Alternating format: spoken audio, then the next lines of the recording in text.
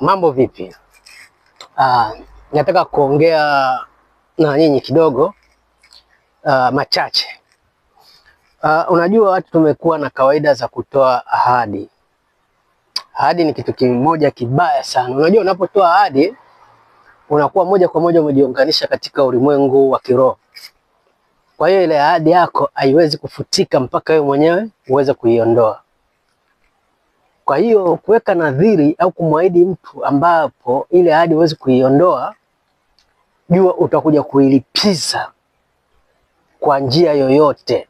Hata kama hujampa yule mtu, basi jua kile kitu ulichokiahidi kitakuja kupotea kwa namna nyingine yoyote, kwa sababu hata vitabu vya dini vinaeleza hivyo. Vinaeleza kwamba ahadi, unapotoa ahadi, ina maana Mungu ameconnect ile ahadi yako, ni lazima uiondoe.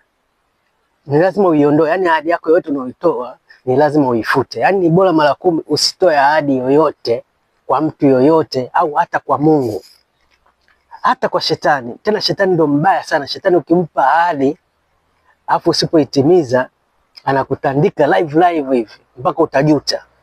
Umeona? Lakini kwa upande wa Mungu utaona vitakujia mtihani mzito sana, mwenyewe utashindwa kuutatua. Kwa hiyo unapotoa ahadi, hakikisha umeiondoa ile ahadi. Usitoe ahadi ovyo ovyo. Ni hilo ndugu yangu. Ahadi yoyote inakuwa connected na ulimwengu wa kiroho.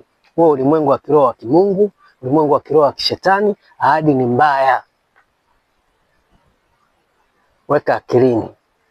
Usiseme sijakwambia. Timiza ahadi zako.